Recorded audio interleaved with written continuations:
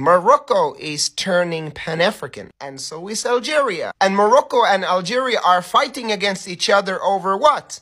The Sahelian states. Morocco invited Niger, Mali, Burkina Faso, and Chad to a meeting in Marrakesh, a city that historically was founded by nomads who look like this and actually live in the Sahel, to a meeting to discuss cooperation. Morocco used words like brotherly nations in the Sahel and stressed the importance of Sahel for Moroccan foreign policy. The Sahelian states are promised access to the Atlantic Ocean. The Sahelian states are promised access to the Moroccan market. Algeria said, hey, Akhi, you forgot about us. So Algeria wants to restore diplomatic ties with the Sahelian state because Algeria was pissed that Niger couped Mohamed Bazoum, a close friend of Algeria. Here's another problem. Morocco won a deal of building a gas pipeline between Nigeria and Niger and all the way to Morocco with the help of Gulf countries, something that also pissed off Algeria. What are my thoughts? The Sahelian states are landlocked. They need access to the sea. If they cooperate with Morocco, they have this desert pass in northern Mauritania, Algeria to pass to get to the sea. That's a problem. So they need Algerian support or Mauritanian support, who did not participate in the meeting. They are Muslim nations. They are going to figure it out somehow, inshallah.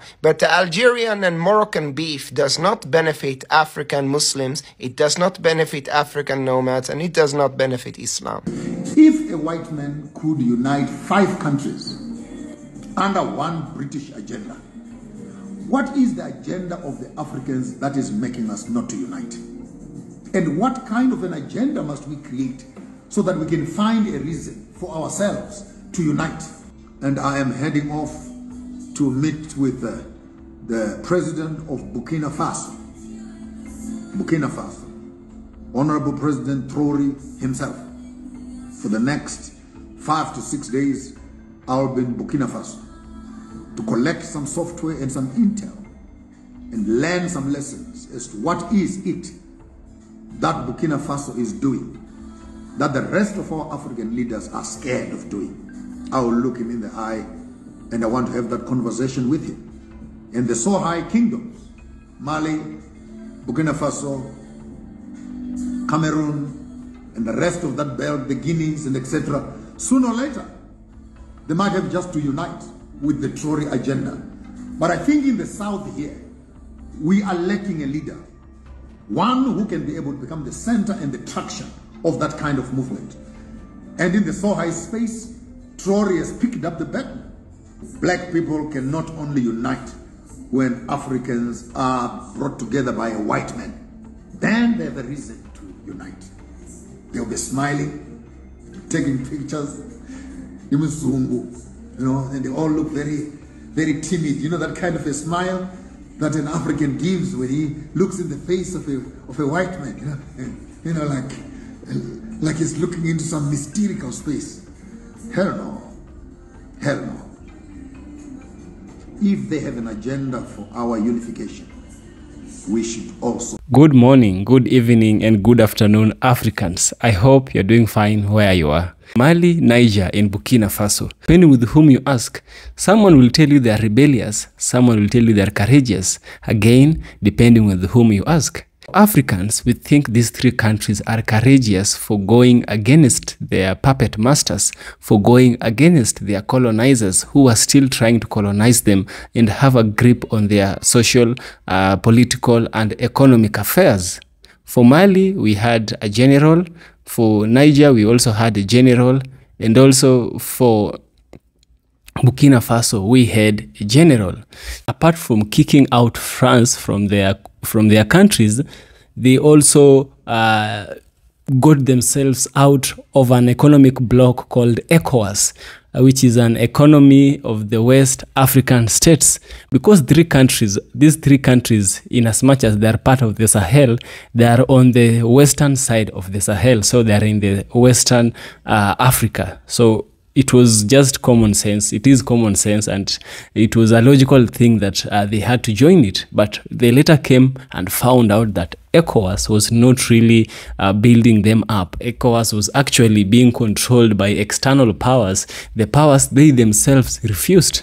What they were forced to do is leave that ECOWAS, because they wouldn't force ECOWAS to take away their puppet master as well. So they left. This did not make ECOWAS happy. Burkina Faso, Mali and Niger will introduce new biometric passports as part of their withdrawal from the West African Regional Bloc, ECOWAS. The three countries have since formed their own confederation called the Alliance of Sahel States after formally submitting their exit notice to ECOWAS in January 2024. Now, though ECOWAS says the three nations can only officially leave the bloc from January 2025, Burkina Faso, Mali and Niger affirm they are no longer part of ECOWAS, a body they allege has ignored their interests. The West African Regional Bloc tasked Senegal to woo back the trio. The mission, however, appears to be difficult, especially now that the breakaway nations are introducing policies to actualize objectives of the Alliance of Sahel States. On Sunday, September 15th, Mali's transitional president, Colonel Assimi Goïta, announced that in the coming days, a new biometric passport of the Alliance of Sahel States will be put into circulation. The Malian military ruler said the new passport aims to harmonize travel documents in our common area. But what does it mean for Burkina Faso, Mali and Niger to launch a passport bearing the logo of the Alliance of Sahel States? The new passport would most likely allow citizens of the three countries free movement into and out of any of the nations without visa requirement. Burkina Faso, Mali and Niger, which largely enjoy unhindered movement within ECOWAS, however, might lose that advantage if their exits from ECOWAS are finalized. Should the trio's exit be confirmed, it would mean the citizens of Burkina Faso, Mali and Niger might be required to apply for visas before entering ECOWAS member states. Without the Sahel trio, ECOWAS member states are Benin, Cape Verde, the Gambia, Ghana, Guinea, Liberia, Nigeria, Senegal, Guinea-Bissau, Sierra Leone, Togo and Cote d'Ivoire. In the year 2000, ECOWAS introduced a common passport that exempts its holders from needing a visa to travel within the region. According to Visa Openness Index, the citizens of ECOWAS member states can enter 97% of countries within the regional bloc without requiring a visa. This advantage would be threatened if the ECOWAS member states decide to impose visa restrictions on Burkina Faso, Mali and Niger. On the flip side, the three breakaway nations would have more control of their immigration policies without what some people describe as ECOWAS bureaucracy. ECOWAS's 1979 protocol allows citizens of member states the right to enter, reside and establish economic activities in the territory of the member states. The host nation, however, maintains the right to refuse admission to a foreign member who does not have valid documents. The exits of Burkina Faso, Mali and Niger would take from ECOWAS a combined population of 72 million people. Inclusive of the three nations, ECOWAS has a population of approximately 400 million people. And if you look at the map, Niger, Mali and Burkina Faso are landlocked. A landlocked country is a country that is being surrounded by other countries and it does not have an access to a large water body such as an ocean or a sea. You understand? Because oceans and seas connect continents and trade happens, big trades happens between continents, America to Africa, Africa to Europe, Africa to Asia, Africa to South America. And so because these three countries are landlocked, ECOWAS decided they are going to block their ports and those goods which are bound to go to Mali, Niger and Burkina Faso would not get there. Such an immature and a selfish thing to do. Just because somebody left your organization, you can't give them access to medicine, to agricultural products, to food, to all that. You see, apart from looking at the heads are the ones who refused, not the citizens. So the citizens are suffering, you know. And now, here comes another thing. In the northern part of Africa, we have people called the Arabs.